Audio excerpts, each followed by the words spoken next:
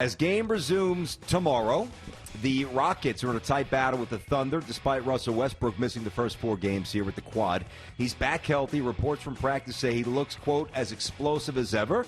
Now, Harden, who's notorious for getting a little small in the playoffs here, he's picked up the slack. He's put up 32 a night, 9 assists, 8 rebounds in the first 4 games of the series.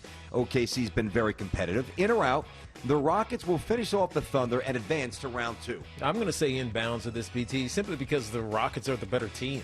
From their scheme has been, challenged in the postseason a little bit, but throughout the regular season, they were able to, when they needed to turn it on, especially when Russell Westbrook is healthy. I like the Oklahoma City Thunder, but they're still young. They got one old head, obviously, in Chris Paul, but they're not there yet. And I don't know if the games get tight that they're going to have, the wherewithal. So I think that the Rockets are going to find a way to push through to the second round. Not that means they're going any farther than that. Gotcha.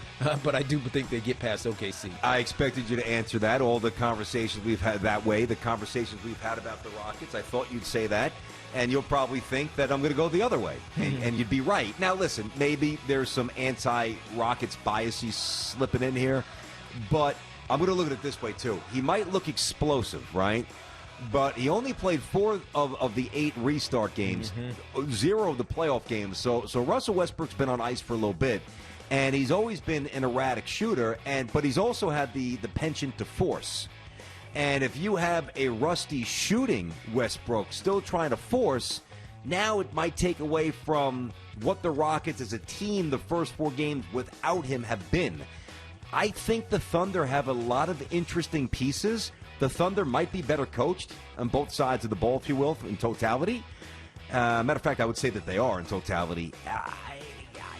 I think this one will come back and bite me, and Rockets will probably find a way to win. But this is more out of respect to the Thunder and the team style that they deploy. I've got a lot of love for them. So I'm going to say that they're going to find a way to come back and win, even though I admit I'll probably be burned by that. Yankees, it's getting worse by the day. Just can't catch a break. Injuries everywhere. Unprecedented. This is ridiculous. Now, we were pumped to have Aaron Judge back during Wednesday's doubleheader. Didn't play the first game, played the second game. 3 at-bats, removed for the calf issue, which flared back up. Now, it's soft itch, ridiculous with this guy.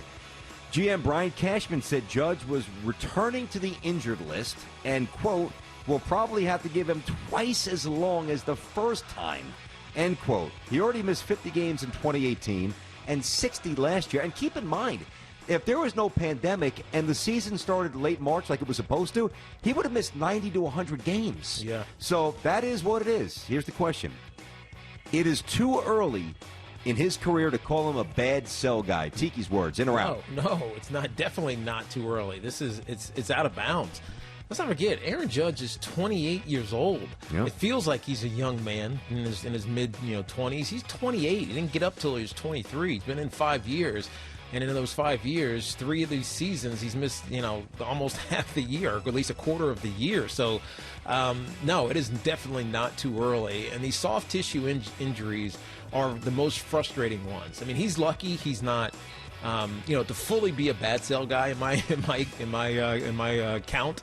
You got to have like these snappages of tendons and things that just put you down for the season and unexplained, contact type of injuries. He hasn't been that, but I think his workout regimen must be flawed in some way. There's some imbalances somewhere because this just keeps happening. And I remember we had this conversation maybe 2 weeks ago, BT, maybe 3, about the Yankees and their training staff. Not the like the health side, but the workout side of it. Yep. They keep getting these guys hurt. It's not just Judge. It's everybody. No. Everybody. The answer is out of bounds. Tiki's absolutely right. It's going to be a real confounding. I don't know what they do contractually with Aaron Judge because he hits bombs. He's a great outfielder. He's got $1 million or $1 million watt smile, which means you sell merchandise. He's the face of the team. He's a great guy. He puts people in the seats, but he's always hurt. Yep. And what's really worrisome about this is it's always different parts of the body. It was the wrist. It was the oblique. It's the calf. I mean, it's always here. It's like me. This is very much a problem. The Yankees are in a world of hurt. Their pitching's not good to begin with. Gleyber Torres is out 3 to 6 weeks with a hammy. Looks like LeMahieu's coming back Sunday, which is great. He's their best hitter in terms of average and contact. But they are always hurt, and I don't know how a team that will pay for anything can't get – I don't even know if it's the right staff. Maybe it's just unlucky body types. I don't know, but – Yankees have a multitude of issues, and the Yankees are not going to win this division. The Rays are going to win this, and they're going to win this division going away. Yankees now need to hang on and make sure they get the second place in the division. That would assure them a playoff spot. They're a mess. The Yankees have legitimate problems right now, Teak. You know, Paxton's hurt. All right, the BMW Championship. Mike, do me a favor. Check the leaderboard. Drop a score in Slack if you can. I haven't checked it in the last hour. I checked Tiger early, but I'm going to need to know to answer this properly. Thank you. The BMW Championship's underway at Olympia Fields Country Club. It's playing hard, by the way. It's the second leg of the FedEx.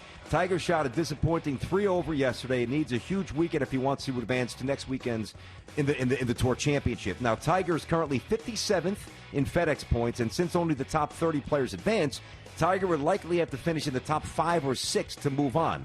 So, in or out, you do believe Tiger can make a run this weekend to advance to next weekend's Tour Championship. Yeah, right now, BT, just for clarity, Rory McIlroy and Hideki Matsuyama are sitting our guy. at the leaderboard. That's right. At 2 under. They're both currently through. No, they haven't teed off yet. Oh, no, they're both through 14 today. And Tony Finau is third at 1 under. Tiger there he is, the guy who's always around but never wins. Always around, never wins. Tiger, I don't know where's Tiger at. Well, Tiger was down. Tiger is +3 right now. So because I know he parred the first hole, which is the par 5. You got to birdie that if you have any designs of doing anything. How do you answer? No, he's +6 today. He's +3 today, but he's +6 on the tournament. Oh, he's got no shot. So no shot. I had to find where he was. So out of bounds, he has no chance to do so. Frustrating year for him in a sense, but that's not to be unexpected because he just hasn't played a lot. BT, you just don't show up at 40. He's our age, 45. I get it. 45 years old. I know. And say, all right, I'm going to flip the switch and I'm going to be elite this season. This doesn't work that way. It doesn't. 4 pars to start, then a bogey, then a par, then a double bogey. He doesn't have a birdie on the card yet. He's going nowhere. At the end, that's Tiki answered it properly. Aside from Tiger, just give you 20, 30 seconds on this. Think about Dustin Johnson won last week in Boston at -30. That's right. Second lowest to par ever. And as you said, Tiki, Rory's -2, so is Hideki Matsuyama. Think about the difference in course setup. This is a beast of a course. You have a lot of let me see. Today, what's the best score today? The best score today is -2, and you've got more than half the field that's playing over par. Yeah. That's a tough setup, which makes it fun to watch on CBS over the weekend. Tune in next time for another edition of Inbounds or Out of Bounds with Tiki and Tierney.